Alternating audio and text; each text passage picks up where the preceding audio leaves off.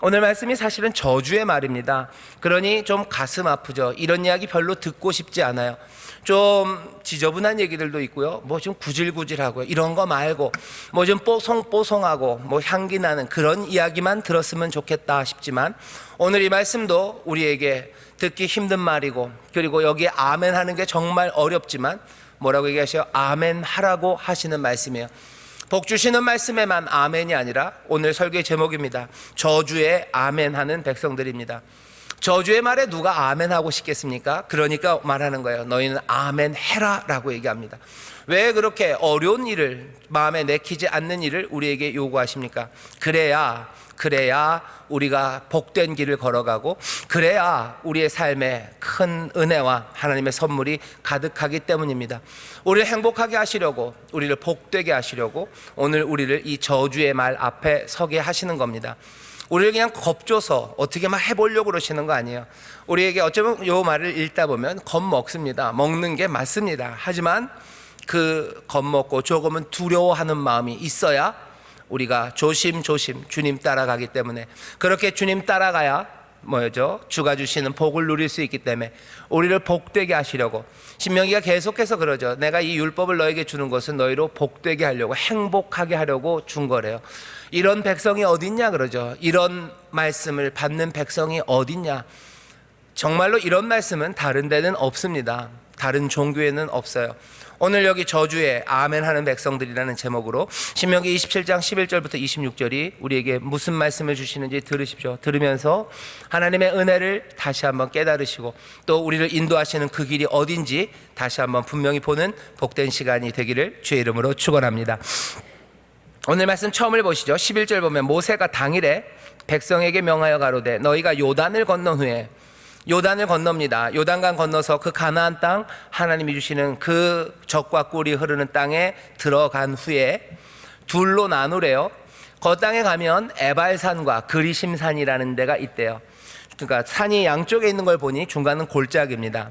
여기는 세겜 근처예요. 세겜 근처는 이스라엘 백성에게 있어서 가나안 땅에 처음 들어가서 아마 무슨 왕조가, 이스라엘 왕국이 사울과 다윗을 통해서 왕국이 세워지기 전까지는 세겜이 꽤나 중요한 자리였었습니다.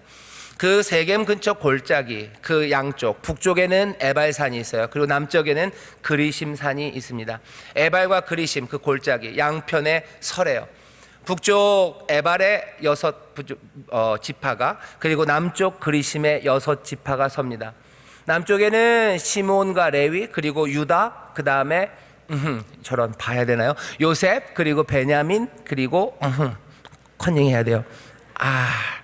이게 이러면 안 되는데, 목사님이 이러면 안 되는데, 이사갈입니다. 사실은 올라오기 전엔 제가 다 외웠어요. 그래서 폼나게 해야 되는데, 그런데 기도하다 잊어버렸어요. 남쪽에 6 지파가 서고요. 그리고 북쪽에 6 지파가 섭니다. 북쪽에는 에발이에요. 남쪽은 그리심이에요. 그리심은 축복을 위해서, 그리고 북쪽 에발은 저주를 위해서요. 좀 억울하죠. 기왕에 나눌 거면 우리도 남쪽 그리심에 섰으면 좋겠는데, 그래서 나도 축복의 말, 그 말을 하는 편에 섰으면 좋겠는데 왜 이렇게 나눴을까? 사람들은 그렇게 얘기합니다. 이 나눈 지파들을 잘 보면요, 여기 그리심에 선 사람들은 요셉이 아니라요, 야곱의 정실 부인들 레아 그리고 라헬이 낳은 사람들이에요. 북쪽 에발에 서 있는 건 서자들입니다. 그 종들이죠. 그 여종들이 낳은 아이들. 근데 다는 아니에요. 거기 루벤이 하나 들어가 있고요. 그 북쪽 아벨에요. 에발에 루벤이 들어가 있어요. 그리고 스불론이 들어가 있습니다. 루벤과 스불론이 왜 들어가 있을까? 사람들 말은요, 아마 루벤은 잘못한 게 있어서, 아니면 루벤이 장자고 그리고 스불론이 막내입니다. 레아가 난 사람들 중에 첫째 막내예요. 아마 그래서 이 남북을 그렇게 나눴나 보다라고 얘기를 하죠. 하지만 그게 꼭 그렇다고 설명하기는 어려워요. 그리고 또 생각해보면 이렇습니다. 에발에서 저주를 말하면요, 반대쪽 사람들이 듣는 거예요. 그리고 그리심에서 축복을 말하면 에발에 있는 사람들이 듣습니다. 그러니 이 둘을 나눈 것이 특별히 어느 지파가 어느 지파보다 더 나쁘고 그래서 세웠다고 이야기할 건 아닙니다. 뭐가 됐든지 둘로 나눠요. 북쪽의 에발, 남쪽의 그리심, 두 산에 모든 지파가 섭니다. 수십만의 사람들이 그 산 양쪽에 지금 서 있는 거예요. 그리고는 골짜기가 중간에 있죠. 거기서 울리는 소리는 대단할 겁니다. 여러분들 산에 가서 뭐 야호 좀 해보시나요? 요새는 야호를 안 해요. 제가 대학 다닐 때만 해도 애들이랑 산에를 한 2번 갔습니다. 가서는 이제 막 야호했어요. 그때는 80년대 말일쯤이었는데 그때는 막 야호하고 뭐 떠들고 그러면 안 되는 거였나요? 막 그렇게 야호를 했는데 얼마 전에 몇 년 전에 산에 가서 야호를 하려고 그랬더니요 사람들이 막 뭐라 그러는 것 같아요. 요새 산에 가시는 분들 야호 하시나요? 야호 안 해요. 그죠? 산에 있는 뭐 짐승들, 새들 놀란다고 야호 못하게 합니다. 한 사람이 야호해도요 메아리가 울려요. 근데 여기 지금 수십만이 그냥 평야도 아니고요 골짜기를 사이에 두고 양쪽 산에 서 있어요. 그리고서는 말씀이 울립니다. 온 골짜기에 말씀이 울리죠. 그러면 수십만이 다 같이 뭐라고요? 아멘 하고 하는 거예요. 그러면 상상만 해도요 그냥 온 산이 울릴 겁니다. 온 산과 골짜기에 메아리죠. 아멘 아멘 아멘 아멘 아멘. 그것도 한 사람이 아니죠. 수십만이 하나님의 말씀이 들릴 때마다 아멘 하래요. 왜 이런 일을 합니까? 왜 이런 일을 해요? 이건 평생에 잊지 못할 경험이에요. 온 민족이 함께 양쪽의 산에 서서 골짜기를 사이에 두고 하나님의 말씀이 울릴 때마다 아멘으로 외칩니다. 그 광경과 거기에 서 있는 사람들은 뭐 소름이 쪽쪽 끼칠 거예요.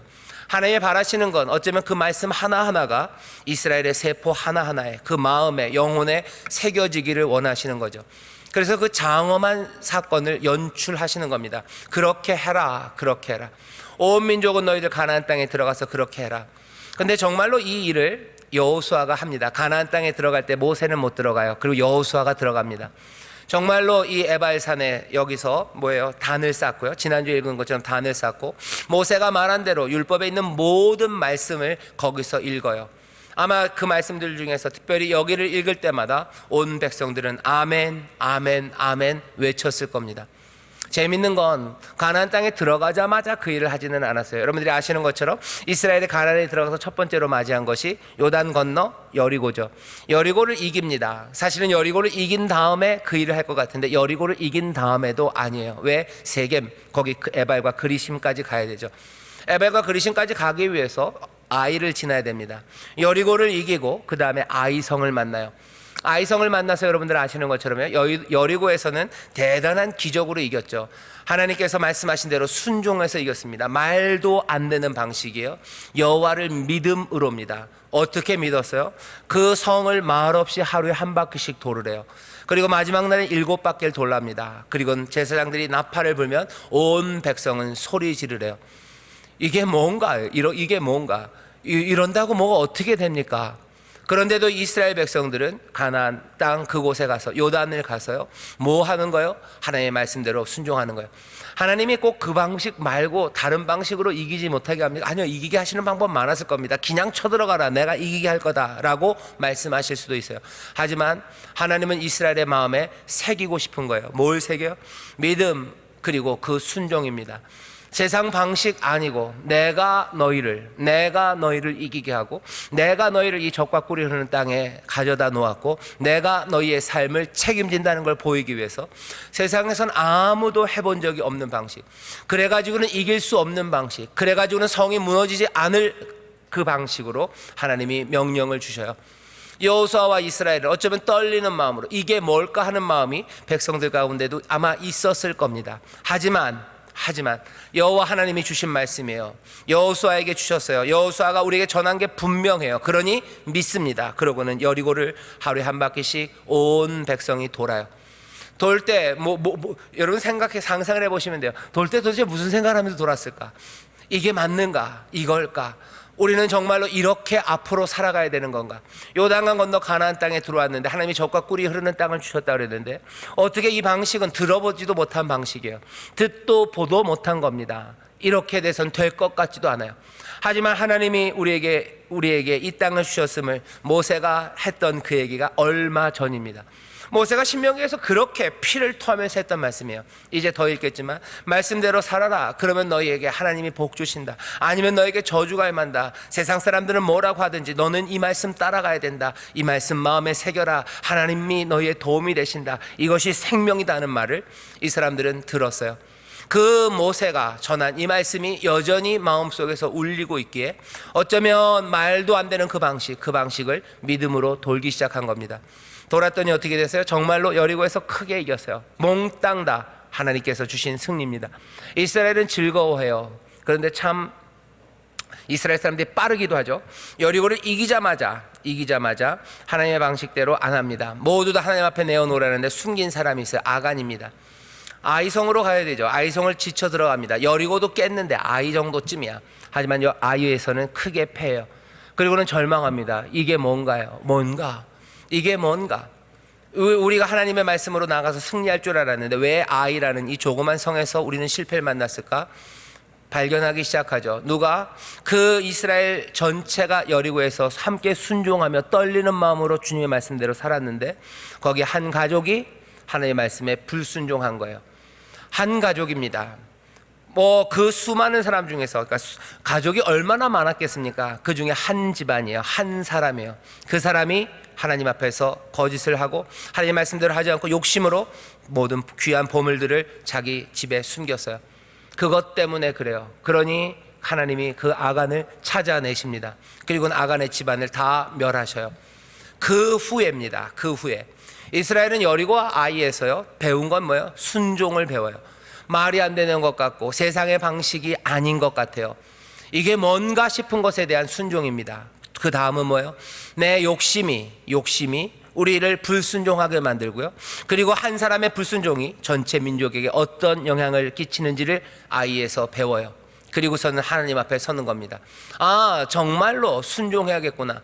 어쩌면 세상의 방식이 아닌 것들, 우리가 알 수 없는 것들, 내가 다 이해하지 못해도 주께서 우리에게 주시는 말씀은 순종해야 되겠구나 하는 거 배워요. 그리고 욕심이 우리를 망하게 할 수 있구나, 욕심이 우리를 불순종하게 하는구나, 그 불순종이 우리를 망하게 할 수 있구나 하는 것, 그거 배웁니다. 말이 안 되는 것 같아도 우리는 주님을 따를 거예요. 욕심 그것 거슬려서 우리는 주님 따를 거예요. 그거 확인한 후에 여기 이스라엘은 에발산 거기에 이르릅니다. 거기에서 정말로 천리 아닌 것들로 단을 쌓아요. 이게 여호수아 8장 30절부터 35절에 있습니다. 단을 쌓고 지난주에 말씀드린 것처럼 하나님 앞에 제사를 드리고 이 모든 율법의 말씀을 이 사람들은 들어요. 에발산에서 그리고 그리심산에서 여섯 지파 수십만 수백만의 사람들이 그 산에 빼곡히 올라가 있습니다. 그 언덕에 빼곡히 올라가 있어요. 골짜기를 사이에 두고. 그리고 그 말씀이 그 골짜기에서 울릴 때마다 이스라엘 아멘 아멘 하며 대답해요. 나머지 말씀들은 그냥 들었을 겁니다. 하지만 모세가 분명히 정한 것은 여기 있는 이 저주의 말이 들릴 때는 너희들 아멘 하라고 얘기하십니다. 오늘 이 말씀을 우리가 읽을 때요, 그 맥락을 좀 기억했으면 좋겠어요. 이 말씀은 그냥은 아닙니다. 내가 하나님 말씀대로 살지 않으면, 내 욕심 때문에 하나님의 말씀에서 벗어나면 우리는 어떻게 되는지 이제 알아요. 그러니 하나님의 말씀이면 순종해야 돼요. 하나님의 말씀 듣지 않으면 우리에게 저주가 있을 거예요. 그 저주를 본 사람들, 그 사람들이 다시 한번 확인하는 말씀입니다. 자, 이 말씀은 그래서 사람들에게 요구하는 거죠. 하나님 앞에 순종해라, 불순종하면 안 된다, 충성해라. 이 일이 아마 이 세겜이 이 사람들의 삶의 중심지였기 때문에요, 지나갈 때마다 아마 봤을 겁니다. 지나갈 때마다 봐요. 왜? 한 번에 수백만의 사람들이 한 번에 모이는 건 아마 한 번이었으면 족할 겁니다. 하지만 사람들은 거길 지나가죠. 그리고는 어떻게 해요? 거기서 울렸던 그 아멘 소리를 기억하는 거예요. 이렇게 하면 저주를 받는다 하는 그 음성이 골짜기를 지날 때마다, 에발과 그리심을 볼 때마다 그 말씀이 생각납니다. 하나님께서 그것들을 위해서 이 일을 하라고 하는 거예요. 뭘? 말씀을 마음에 새기시려고 합니다. 너희의 말씀이, 이 말씀이 너희 마음에 새겨야 된다. 너희의 삶 가운데 너희가 골짜기를 지날 때마다 그 울렸던 메아리들, 그 아멘이라고 외쳤던 그 소리들, 그때 느꼈던 그 전율들, 그 소름 끼쳤던 그 감동들, 그 감동들을 기억하며 골짜기를 지나라는 거죠. 그것들을 기억하며 살아가라는 겁니다. 살아가는 가운데 그 삶에, 그 살아가는 동안에 말씀이 우리의 영혼에서 울려 퍼지기를 원하시는 거예요. 오늘 성령 하나님께서 우리와 함께 하셔서 이 말씀을 주실 때 그 목적 그대로 이 말씀이 우리의 삶 가운데 우리의 영혼에 깊이 새겨져서 우리가 무엇을 하든 어느 골짜기를 지나가든 그리고 어느 삶의 현장에 있든 이 말씀이 우리 안에 울리기를 주의 이름으로 축원합니다. 성령님이 그렇게 행하실 줄 믿습니다. 이전에도 이스라엘 백성에게 그렇게 하셨으니 사랑하는 백성인 우리들에게도 성령님을 통하여 이 말씀이 울리게 하실 거예요. 이 말씀이 울리는 방식은 어떻게 되는지 아십니까? 우리가 골짜기를 지나는 것처럼 일상에서 울릴 거고요. 또 더더군다나 또 하나 생각해야 되는 건 아마 예배하는 자리일 겁니다. 성전에 올라올 때마다 이스라엘 백성들은 이와 비슷한 일을 했어요. 성전에 올라올 때 그냥 급하게 이스라엘 백성들이 아이고 빨리 가자, 뭐 소 잡으러 간다, 저기 보니까 뭐 소 잡는 소리 들리네, 뭐 화목제가 드려지나 보다, 빨리 가야지, 무슨 고기라도 좀 먹지, 그러면서 가지 않습니다. 성전에 올라갈 때 여러분들 시편을 보시면요, 성전에 올라가는 노래들이 굉장히 많아요. 성전에 가면서 부르는 노래들입니다. 찬송이에요. 그리고 기도입니다. 여기는 이스라엘이 성전에 올 때마다 하나님 앞에 기도하고 찬송하는 것들을 보면 성전에 올 때의 그 마음들이 있어요. 그런데 유명한 시편들 몇 개가 있습니다. 시편 15편 그리고 24편에 보면요, 거기 질문 하나를 하죠. 여호와의 장막에 유할 자 누구냐? 여호와의 성산에 거할 자 누구냐? 물어요. 여호와의 성산에 거할 자, 그리고 여호와의 장막에 거할 자는 다른 사람 아니죠. 여호와의 장막, 여호와의 성산입니다. 하나님이 계신 곳이요. 성전에 가는 사람, 누가 예배하냐, 누가 예배에 합당하냐라고 묻는 거예요. 거기에 묻는 것의 대답은 늘 그렇습니다. 시편 15편에 정직하게 행하고 공의를 일삼고 그 마음에 진실을 말하고 그 혀로 참소치 않고 그 벗에게 행악지 않고 그 이웃을 해방치 않고 그 눈은 망령된 것을 멸시하고 여호와를 두려워하는 자를 존대하고 마음에 서원하는 것은 해로울지라도 변치 아니하고 별리로 대금하지 아니하고 뇌물을 받고 무죄한 자를 해치 아니하는 자니 이런 일을 행하는 자는 영영이 요동치 아니하리다. 주 앞에 나아갈 때 자기를 돌아보는 거예요. 누가 여호와 앞에 갈까요? 아무나 갈 수 있을까? 아닙니다. 여기 뒤에서부터 말하면 별리로 대금하지 않는 사람, 뇌물을 받고 무죄한 자를 해치 아니하는 사람, 그 사람들이 여호와 앞에 가요. 나는 별리로 대금했는가? 나는 뇌물을 받고 무죄한 사람들을 해쳤는가? 나는 내 유익을 위해서 남 해치며 살았는가? 하는 거예요. 나는 내 유익을 위해서 남들을 힘들게 했는가? 나는 다른 사람들, 여호와를 두려워하는 사람들을 나는 존대했는가? 아니면 힘 있는 사람을 존대했는가? 내 삶의 태도는 올바랐는가? 그리고 내 삶은 하나님이 받으실 만한가? 그것들을 기억하고 다시 돌아보며 여호와의 전에 갑니다. 여기 있는 이 저주의 이야기들 마찬가지예요. 이 저주의 이야기가 일상에서 울려 퍼지려면 어떻게 하셔야 돼요? 예배하는 자리, 그리고 그 성전에 올라갈 때마다 내 삶을 돌아볼 때 이것들은 울려 퍼집니다. 도대체 무슨 이야기가 울리는지 우리가 좀 볼 겁니다. 여기 오늘 본문에 신명기 27장은요, 저기 신명기 28장에 나오는 내용과는 좀 달라요. 신명기 28장에는 저주의 내용이 나옵니다. 이렇게 저주받을 거라고. 저주가 아주 그냥 심하게 나와요. 하지만 여기 27장은 저주의 내용이 나오진 않아요. 그 대신 저주받을 일이 뭔지를 설명합니다. 여기 아멘이라고 말하는 거 12개를 얘기해요. 그 중에서 11개는 뭔가를 해야 되는 거고, 마지막은 그냥 이 모든 율법을 지키지 않는 자는 저주를 받을 거다에 대한 아멘입니다. 도대체 무슨 이야기가 있는지 여러분들 한번 보시면 돼요. 저주받을 일이 뭔지. 뭘 얘기합니까? 여기 보면 처음서부터 보시죠. 장색의 손으로 레위 사람이 말합니다. 14절 보면 레위 사람은 큰 소리로 이스라엘 모든 사람에게 말하여 이르기를. 아마도 한 사람은 안 될 거예요. 왜? 온 골짜기에 온 산에 사람들이 있기 때문에 레위들은 아마 연습할 겁니다. 이 말씀을 곳곳에 서서 같은 톤으로, 그리고 같은 박자로 말해야 되겠죠. 그래야 서로 섞이지 않고 명확하게 들릴 겁니다. 레위 사람들은 이 말을 아마 외웠을 거예요. 그리고 외칩니다. 그러면 들어요. 뭐라고 말합니까? 장색의 손으로 조각하였거나 부어 만든 우상은 여호와께 가증하니 그것을 만들어 은밀히 세우는 자는 저주를 받을 것이라 할 것이요 모든 백성은 응답하여 아멘 할지니라. 처음 시작은 하나님 앞에서 우상을 만드는 것에 대해서 이야기하기 시작해요. 오늘 여기 있는 11개 하지 말라는 것들을 잘 보시면요, 한 몇 가지를 우리가 생각할 수 있습니다. 이 뭐라고 얘기하시는지 잘 보셔요. 처음에는 우상 만들지 말랍니다. 그 다음은 뭡니까? 부모를 경홀히 여기는 자는 저주를 받을 것이라 할 것이요 모든 백성은 아멘 할 것이다. 레위가 곳곳에서 얘기하겠죠. 부모를 경홀히 여기는 자는 저주를 받을 것이라 라고 외쳐요. 그러면 모든 백성들 수백만이 아멘 하고 외칩니다. 아멘 하고 외쳐요. 이건 어떤 얘기죠? 저주 받을 거다. 아멘이라는 말은요, 온 이스라엘이 함께 외치는 소리예요. 함께 외치는 소리인데, 여기 저주를 받는다고 하는 여러 가지 행동들을 가만히 보시면요, 이 행동들이 뭐 조금은 이상해요. 뭐냐면 부모를 경홀히 여긴다. 부모를 경홀히 여기는 게 어떻게 판단됩니까? 쉽지 않아요. 그 사람이 부모를 가볍게 여겼는지 안 여겼는지 누가 압니까? 잘 몰라요. 잘 모릅니다. 그 다음에 뭐 소경으로 길을 잃게 하는 자는 저주를 받는데, 소경이 길을 잃게 하는 거, 그거 어떻게 해야지 소경이 길을 잃게 만듭니까? 소경을 그냥 야야 일로 와라 그렇게? 요것도 애매합니다. 어떻게 하는지 잘 몰라요. 계모와 구합하는 자가 있어요. 그러니까 새어머니죠. 새어머니와 구합하는 겁니다. 새어머니와 구합한다는 건 새어머니랑 뭐 성적인 관계를 맺는다는 거예요. 그거 뭐 누가 압니까? 잘 몰라요. 저주받을 행동들은요, 뭐가 대단한 그러니까 저주받을 만한 행동이죠. 하지만 잘 드러나지 않는 일들이 태반입니다. 오늘 여기 저주의 선언을 보시면요, 은밀한 일들이 꽤 많아요. 15절도 사실은 그렇죠. 장색의 손으로 조각하거나 부어 만든 우상을 은밀히 세웠어요. 아무도 모르게 내가 우리 집 부엌 뒤쪽 찬장 뒤에다가 뭐 하나 세워놨어요. 그걸 누가 압니까? 몰라요. 모르는 일이죠. 24절도 보면 그 이웃을 암살했어요. 암살이라는 건 몰래 죽였습니다. 그러니까 아무도 몰라요. 아무도 모르고 몰래 세웠으니까 잡혀갈 일도 아마 없을 겁니다.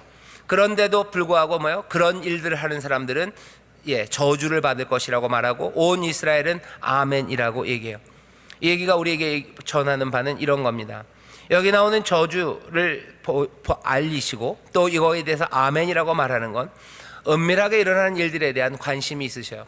은밀하게 주상을 세우는 사람들, 은밀하게 사람을 죽이는 사람들, 남에게 보이지는 않지만 부모를 경홀히 여기는 사람들, 남들은 모르지만 자기 세모 엄마와 성적인 관계를 맺는 사람들, 남들은 잘 모르지만 무죄한 자를 죽이려고 뇌물을 받은 사람들, 무죄한 자를 죽이려고 뇌물은 은밀한 일입니다. 그런 것들 다 뭡니까?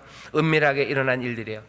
은밀하게 일어나는 일들에 대해서 저주가 있을 거라고 말하고 아멘이라고 말합니다. 전하는 건 뭐예요? 은밀하게 일어나는 일들 여호와께서 보신다는 거죠. 여호와께서 보신다. 사람들은 모를지 모르고, 사람들은 모르니 그들에게 벌 주지 않을 겁니다. 아니, 벌 못 줄 겁니다. 뭔 일이 있는지 모르는데 어떻게 벌을 줍니까? 하지만 하나님의 진노는 면하지 못할 거다. 그들에겐 저주가 있을 거라고 상기하는 거예요. 여기 특별히 이 말씀들을 주면서 아멘이라고 말하는 이유는 아마 이걸 겁니다. 들키지 않을 거야. 그리고 은밀한 일들이 있을 거야. 하지만 여호와는 이 은밀하게 일어난 일들을 보시고, 그리고 거기에 대해서 진노를 면해주지 않을 거다라는 것을 이스라엘에게 알려요. 드러나는 그것들은 알아서 법으로 처리할 겁니다. 하지만 그렇지 않은, 잘 드러나지 않는 범죄들, 은밀한 일들, 이거 하나님이 하나씩 다 보시고, 그리고 형벌을 또 진노를 분명히 내리실 거라는 걸 보입니다. 이스라엘은 이 이야기를 들어야 돼요. 왜? 공동체가 함께 살아갈 때요, 형법에 걸리는 죄만 있는 건 아닙니다. 우리나라는 형법이 그렇죠. 죄형 법정주의예요. 죄라는 게 뭐예요? 법이 정해요. 그래서 죄가 아닌 것들이요, 그러니까 형법에서 그러니까 거기다 들어맞출 수 없는 죄는 죄가 아닌 게 됩니다. 그래서 뭔가 이상한 새로운 죄들이 생겨나면요, 법에서 만들어야 돼요. 그래야 죄라고 하고 벌을 줄 수 있습니다. 인터넷이 발전되면서 무슨 사람들이 모욕에 관해서, 아니면 인터넷 전파에 관한 법들, 그런 것들 자꾸 집어넣는 것처럼요, 법이 있어야 죄가 정해져요. 그래야지 공공이 됩니다. 하지만 법으로 정해지지 않아도 죄인 것들이 있어요. 하나님이 그거 얘기하시는 겁니다. 세상 사람들은 몰라서 비난 못할 거야. 하지만 나는 안다죠. 내가 안다? 아니, 너도 안다요. 너도 안다. 그러니 네가 아멘해랍니다. 네가 아멘해라. 모든 백성은 아멘하라고 얘기하는 거야. 모든 백성은 너 다 아멘해라. 모든 악행한 사람들 스스로 스스로 자기의 저주를 선언하라는 거죠. 남들이 나에게 잘못했다고 안 할 거예요. 하지만 네가 너 잘못했다고 얘기해라. 저주는 네 입으로 네가 말하는 거예요. 스스로가 판단하게 하는 거죠. 너는 알지 하는 거죠. 하나님이 아신다고 그러시는 거예요. 그리고 너도 알지. 그러니 저주의 행동들을, 저주받을 행동들을 말씀하시고 거기에 대해서 다그치시는 거죠. 너도 아멘해라. 모든 이스라엘은 아멘해라, 아멘해라, 아멘해라 얘기하십니다. 예배하는 그 자리에 우리가 나와서요, 하나님 앞에 뭐 알고 지은 죄 모르고 지은 죄 하나님 앞에 회개하고 고백합니다. 우리가 하나님 앞에 나왔을 때 무슨 형법에 걸릴 거, 그래서 뭐 잡혀갈 거, 그것만 고백하는 것은 아니에요. 예배가 예배 드리는 그 자리에선 엄청난 도전입니다. 아무도 모르는 거예요. 은밀하게 찬장 뒤에 세워놓았던 그 주상들, 우상들이요. 남들은 모르는 하나님 말고 다른 것들을 믿는 것들과 또 남들 몰래 여기 보면 사람을 해치려고 했던 것들. 남들은 아무도 몰라요. 그냥 나만 알아요. 그리고 이게 드러난다고 해도 뭐 그렇게 증거가 없을 거예요. 그리고 이게 죄가 된다고 세상은 정하지 못할 거예요. 하지만 나는 압니다. 예배의 자리에서는 이것들을 향하여 여기에 저주가 있다고 말하라는 거예요. 이건 저주받을 일이라고 너는 말해라 하나님 앞에. 그것이 여기 이 저주의 목록을 주시면서 에발산, 그리심산 그 산에 세워놓고 이스라엘에게 주시는 말씀입니다. 왜 그렇습니까? 공동체 함께 살아가는 세상은 형법으로만 되지는 않아요. 형법이 정한 거 그거 지킨다고, 그거 싹 다 지킨다고요 세상이 복되지 않습니다. 정말로 세상이 복되기 위해서는 뭐 칸트식으로 말하면 내 마음에 입법자가 있어야 되는 거죠. 내 마음에 내가 은밀한 것들, 뭔가 드러나긴 어려운 것들, 하지만 세상을 어렵게 만드는 여기 있는 이 저주받을 이 일들이 멈춰져야 돼요. 그래야 가나안 땅은 젖과 꿀이 흐르는 땅, 하나님이 주시는 복된 땅이 됩니다. 여러분들 집안 내에서도 보시면 돼요. 여러분들 가족 안에서 무슨 잡혀갈 만, 쇠고랑 찰 만한 일들 아무도 하지 않아요. 그런데도 불구하고 가정이 슬프고 가정에 어려움이 있습니다. 죄가 없는 것 같죠? 아니요, 꼭 그렇진 않습니다. 거기에 은밀한 뭔가 다른 것, 하나님의 저주를 받을 만한 그 일들이 있으면, 그러면 거기는 회복되기가 어려운 거예요. 그러니 말하랍니다. 온 이스라엘아, 그 산에 서서 저주받을 행동들, 남들은 몰라도 이게 형법, 법에 걸리지는 않아도 하나님의 진노, 형벌을 면치 못할 잘못된 일들, 거기에 대해서 너희가 저주받을 일이라고 고백하라는 거예요. 그러니 예배는 그런 자리입니다. 예배하러 나와서 하나님은 아셔요. 여기 나오신 걸 보니까 여러분들 뭐 그러니까 법정에서 구속될 만한 일들은 안 하셨어요. 그죠? 그러니까 여기들 계시죠? 잡혀가셔서 무슨 감옥에들 안 계시고 무슨 유치장에 안 계셔요. 예, 그 정도로 여러분들은 훌륭하고 깨끗하게들 사셨어요. 하지만 여기 다른 말들, 하나님을 은밀하게 하나님 섬기는 거 말고 은밀하게 다른 거 섬기는 일들, 여기 은밀한 일들, 여기 다른 일들, 내 유익을 위해서 남을 해코지한 것들, 그거 있냐는 거죠. 그게 있다면 저주를 받을지다. 그리고 너희는 아멘이라고 말하래요. 어떡합니까? 그러니 예배하는 그 자리는 우리의 마음이 깨지는 자리예요. 세상에서는 고개를 이렇게 들고 살았는지 몰라요. 뭐 내가 뭘 하고 했는지 몰라요. 하지만 예배하는 자리에서는 아니에요. 예배하는 자리에 나온 이들은 어쩔 수 없습니다. 겸손함으로 고개를 숙일 수밖에 없어요. 누가 여호와의 장막에 유합니까? 누가 여호와의 성전에 거합니까? 라고 얘기해요. 공의를 행하는 자입니다 라고 얘기해요. 하지만 그것이 기쁨의 찬송이기도 하지만 내 마음에 내 영혼을 찌르는 그런 고백의 기도이기도 합니다. 그러니 시편에 보면 성전에 올라가는 사람들이 기쁨으로도 가지만 그렇게 고백하며 가는 거죠. 주께서 인생들을 살피실진데 누가 그 앞에 섭니까? 누가 그 앞에 섭니까? 주의 사유하심, 주의 용서하심이 아니면 누가 거기에 갑니까? 우리의 죄를 사하셔서 우리의 죄를 저 바다 깊은 곳에 던지지 않으신다면 누가 여호와 앞에 섭니까? 눈물로 기도하는 거죠. 여호와여, 내 안에 정직한 영을 창조하시라고 노래하는 거예요. 그런 사람들의 예배를 받으신다고 또 기뻐하는 겁니다. 여러분들 그 시편을 잘 보시면 시편 51편을 보면 그래요. 정직한 영을 창조하시려, 내 마음을 고치시려, 우슬초로 나를 씻으시려, 나를 정결케 하셔야 된대요. 그렇게 눈물로 기도합니다. 그리고 제일 마지막 뭐예요? 그런 사람들이 예배해요. 주께서 찾으시는 건 상한 심령이에요. 그렇게 상한 심령입니다. 그런 마음들입니다. 그런 사람들이 하나님 앞에 예배한다고 나가죠. 우리가 주 앞에서 누리는 기쁨과 그리고 예배의 감격은요, 그냥 모든 것들이 다 잘 돼서 우리가 뭐 아주 쌩쌩한 깨끗한 사람들끼리 모여서 벌이는 파티가 아닙니다.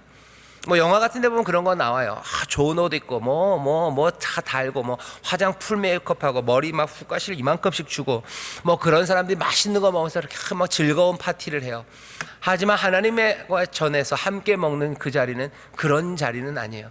그 자리는 뭡니까? 옷을 입었는데요, 하나님 그리스도의 보혈로 희게 된 옷을 입은 사람들이에요. 거기 있는 사람들은 자기 잘난 옷들 아니에요. 그리스도의 보혈로 희게 된 옷을 입은 사람들이 거기서 먹는 거예요. 그러니 예배는 기쁨 맞습니다. 하지만 그 기쁨은 잘난 사람들의 잘난 기쁨은 아닙니다. 깨어진 사람들, 상한 심령들, 하지만 주의 은혜로 주를 예배하는 그 기쁨이에요.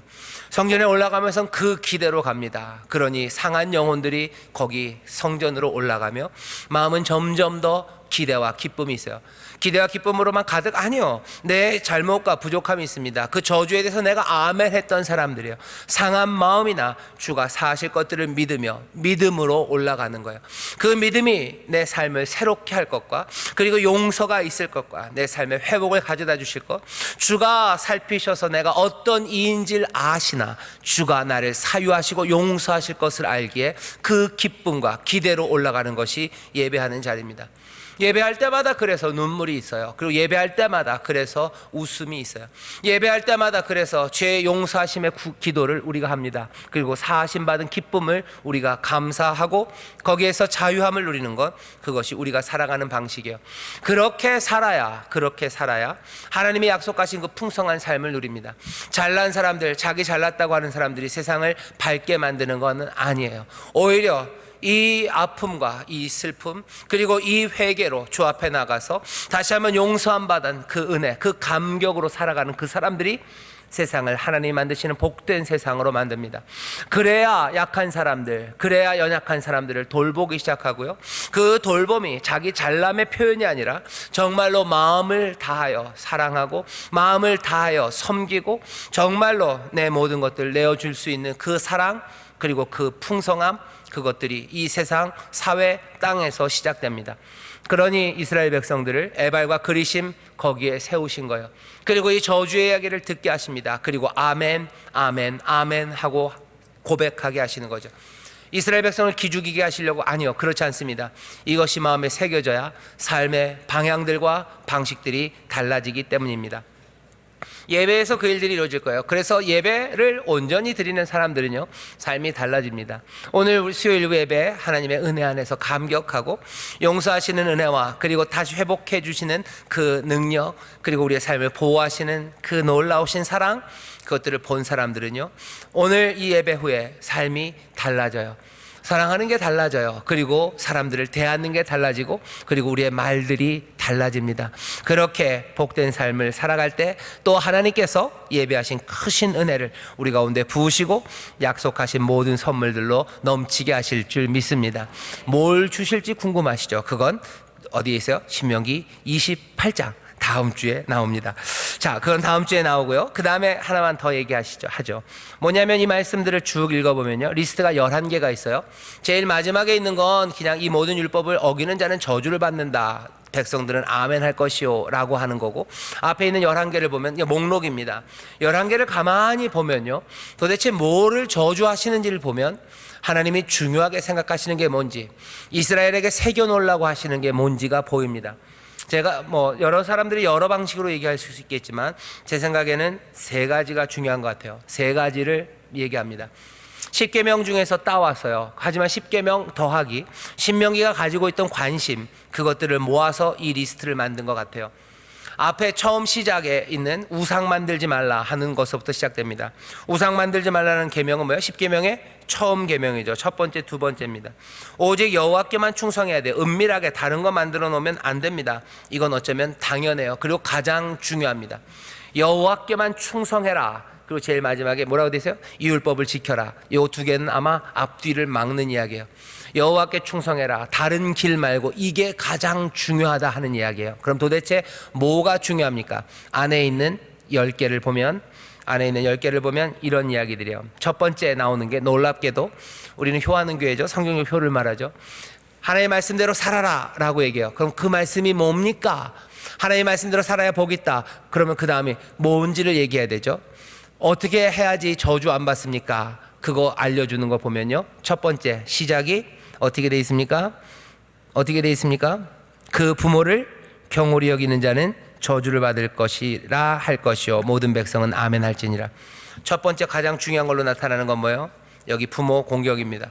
부모 공격이 첫 번째로 나와요. 첫 번째로 나옵니다. 아멘도 안 하시고. 예, 어떻게 살아요? 어떻게 살아요? 내가 부모 공격했나 물어보라는 거예요. 예배하러 올 때 그거 물어보라는, 내가 부모를 경홀히 여겼나 물어보라는 겁니다. 경홀히 여기면 저주를 받을 거예요. 다른 사람들은 모를 겁니다. 네가 알지 않냐는 거예요. 네가 부모를 경홀히 여겼냐. 지금 여기 있는 이야기는요, 부모를 경홀히 여겼냐, 그 뒤로 계속해서 가족에 관한 이야기예요. 오늘 제가 봤을 때 사람들이 그렇게 얘기합니다. 여기 있는 이 저주의 목록에서 하나님이 중요하게 생각하는 것, 이스라엘이 자기의 삶을 돌아보고 그리고 내가 잘 살고 있는지를 판단할 수 있는 건 딱 세 가지 같아요. 하나가 가족입니다. 시간이 많지 않기 때문에 그냥 빨리 얘기하면 가족, 그 다음에 약한 사람, 그리고 생명이에요. 가족, 약한 사람, 생명이에요.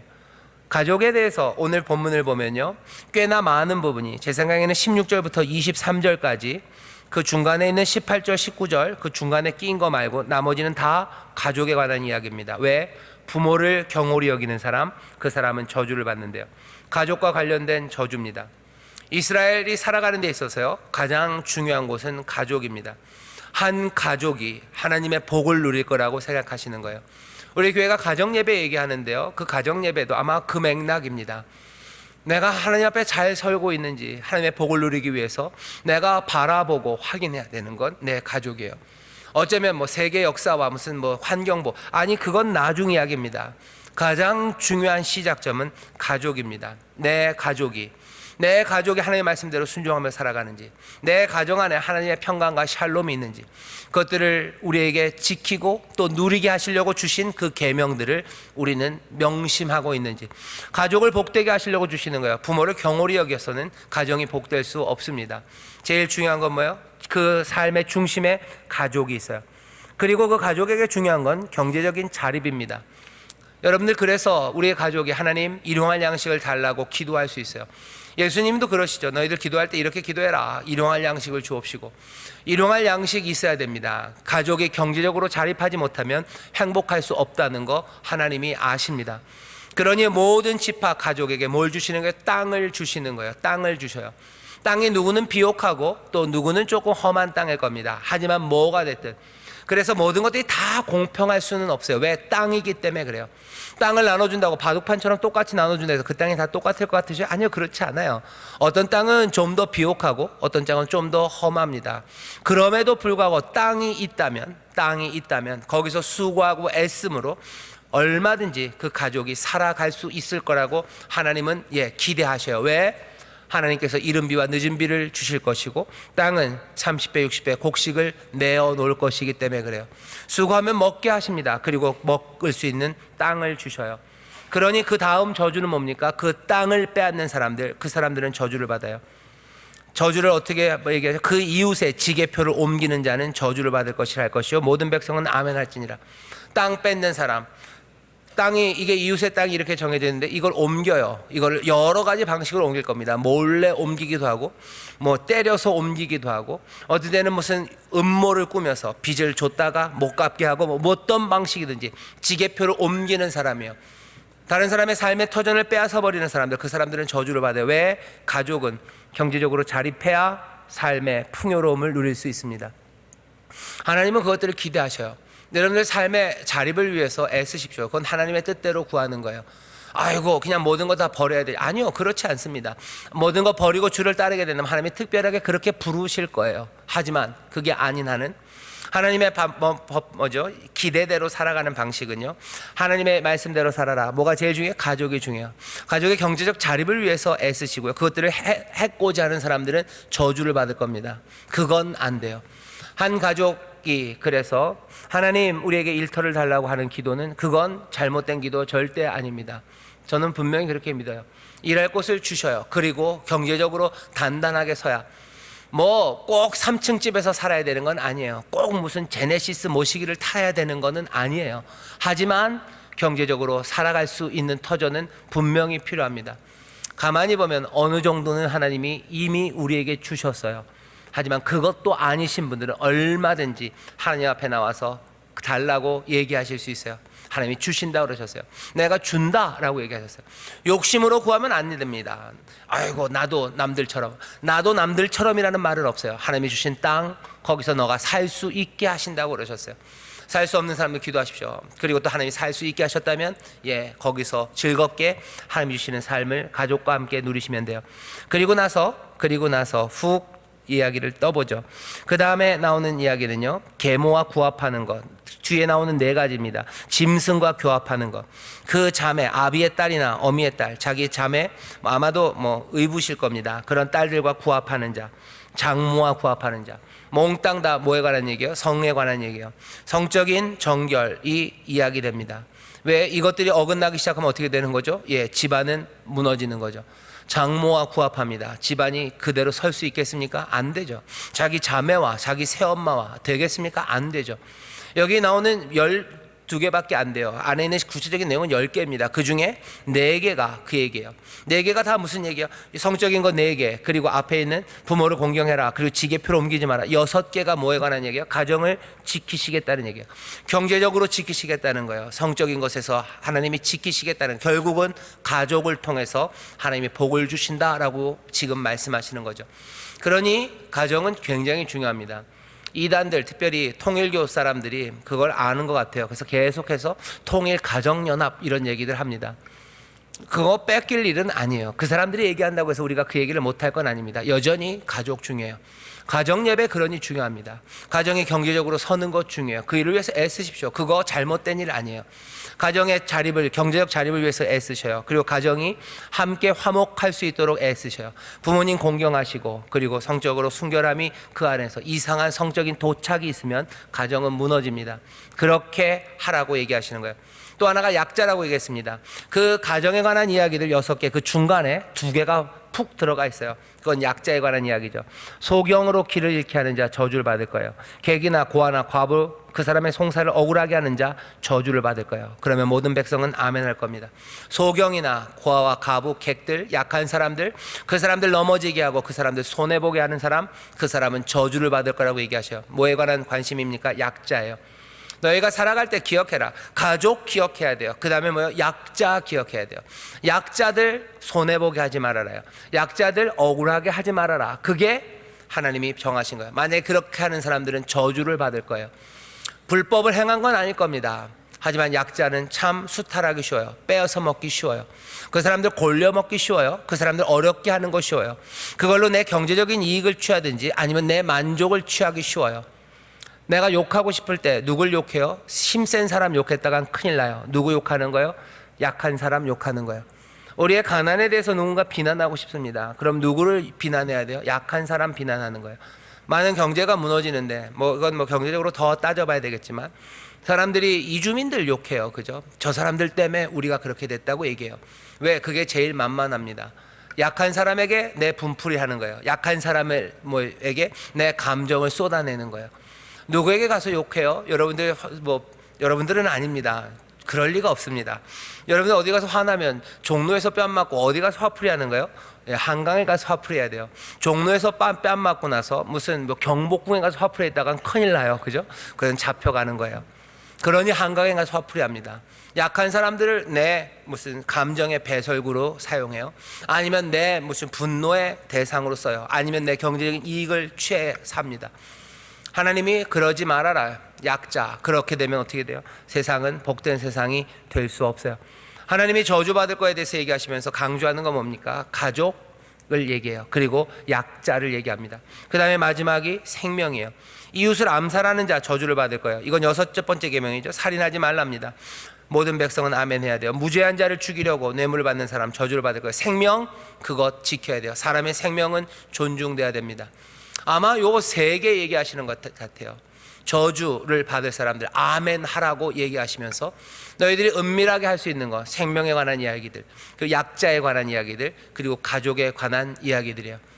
관심이 어디에 있는지 봐야 됩니다. 다른 것들에 그렇게 크게 마음 빼앗기지는 마셔요. 오히려 더 중요하게 생각하고 바라봐야 되는 건 내 가정, 가족, 그리고 약한 사람들, 그리고 생명이에요. 나머지 것들은 조금 세부적입니다. 나머지 것들은 조금 놔둬도 어쩌면 괜찮을 겁니다. 어느 정도로? 에발산과 그리심산 그 사이에 있는 그 골짜기에서 울려서 우리의 영혼을 흔들고, 그리고 우리의 소름을 쪽쪽 끼치게 할 만큼 우리 삶의 중심에 갖다 놔야 될 게 뭔지를 우리에게 알리셔요. 이것들은 하나님에 대한 충성과 순종입니다. 이것들이 지켜져야, 하나님 앞에 충성하고 하나님을 사랑해야 이 가족, 그리고 약자, 그리고 생명에 대한 존중과 사랑이 가능해져요. 안 그러면 이건 다 이상해집니다. 이걸 어떻게 확인되냐면요, 요즘을 보시면 돼요. 사람들이 하나님 사랑하지 않습니다. 그리고 하나님의 말씀을 존중하지 않아요. 하나님의 말씀, 그것에 대한 공경, 그런 게 없어요. 그러면서 어떻게 됩니까? 벌어지는 일들은 우리 주변에서 많이 보여요. 가정의 안정, 그런 거 별로 없어져요. 사회적인 긍휼, 그런 거 없어집니다. 성적인 정결, 그런 거 없어져요. 생명에 대한 존중 점점 사라집니다. 하나님을 존중하지 않으니 그렇게 된 거예요. 사람들은 그렇게 해보자고 하지만 안 됩니다. 그렇게 안 돼요. 왠지 아십니까? 하나님을 사랑하지 않는 사람들, 하나님을 두려워하지 않는 사람들, 은밀한 것들을 보신 하나님께서 이 모든 것들을 저주받을 일이라고 말하는 것들을 받아들이지 않는 사람들, 세상은 지금 그렇게 하죠. 하나님이 이 은밀한 것들을 보시면서 이것들을 하나님이 저주한다고 생각합니까? 그렇게 생각하지 않아요. 그렇게 되면 어떻게 됩니까? 사람들은 이웃들을 사랑하고, 그리고 이웃들과 약자를 돌보는 그 일들이 얼마나 귀찮고 나에게 손해가 되는 건지를 금방 알게 돼요. 이웃을 사랑하고 이웃을, 약자를 돌보는 건 어쩌면 나에게 경제적으로 손해되는 일입니다. 나를 귀찮게 하는 거예요. 나를 힘들게 하는 거예요. 그러니 귀찮고 나에게 도움이 되지 않아요. 그러니 버리는 겁니다. 생명도 가볍게 여길 수 있어요. 나에게 도움이 되지 않는다면. 낙태가 그런 일이죠. 생명 가볍게 여길 수 있어요. 나에게 도움이 안 돼요. 비경제적입니다. 가족들이 아이를 안 낳습니다. 왜? 아이를 낳는 건 귀찮은 일이 되어버렸어요. 그건 경제적으로 수지가 맞지 않아요 라고 말하는 거예요. 그렇게 하는 겁니다. 그러면서 그렇게 해요. 약한 사람들 도와주는 거, 그거 별로 유익이 안 돼요. 그러니 점점 멀어져 가는 거죠. 하나님을 사랑하지 않는 사람들, 그 사람들은 이웃 사랑이 힘들어져 가는 거죠. 하나님을 두려워하지 않는 사람들, 그 사람들 생명을 존중할 수 없습니다. 그러니 하나님이 이 두려워하는 말씀 앞에 우리를 세우시는 거예요. 이 저주의 말이 우리를 하나님을 두려워하고 하나님을 사랑하게 만듭니다. 그때 우리는 세상을 사랑하며 복되게 살 수 있습니다.